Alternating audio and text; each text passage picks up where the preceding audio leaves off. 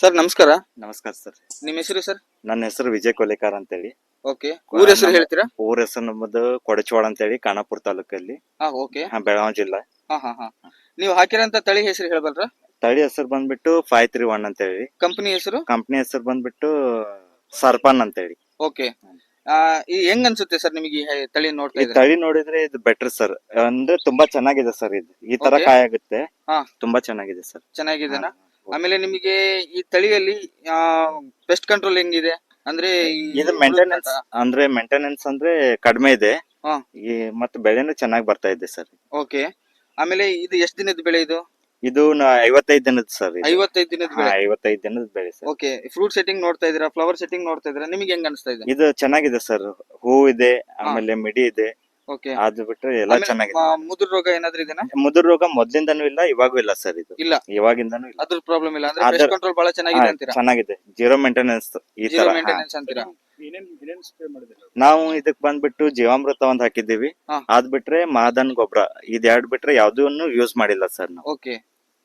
ಇವಾಗ ನೀವು ಇದು ಕಟಿಂಗ್ ಮಾಡಿದೀರಾ ಸರ್? ಇನ್ನ ಕಟಿಂಗ್ ಅಂದ್ರೆ ಈಗ ನಾಳೆಗ್ ಮಾಡ್ತೀವಿ ಸರ್. ನಾಳೆ ಇವತ್ cutting ಮಾಡ್ಬೇಕಂತಿತ್ತು, ನಾಳೆಗ್ ಮಾಡ್ತಾ ಇದೀವಿ. ಹೌದಾ? ಫಾಸ್ಟ್ ಕಟಿಂಗ್ ಬಂದು. ಓಕೆ. Thank you sir.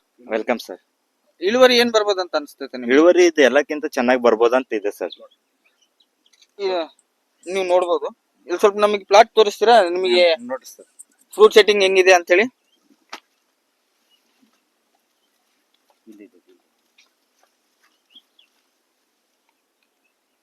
ಚೆನ್ನಾಗಿದೆ ಸರ್.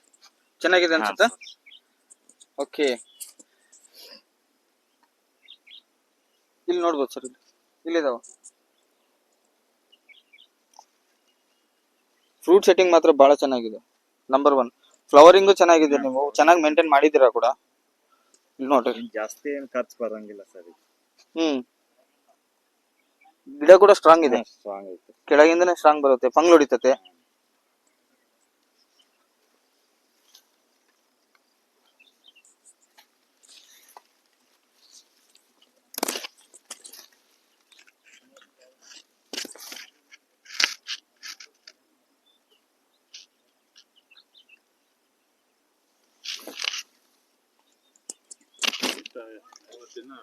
ದಿನ 55 ದಿನ ಸರ್.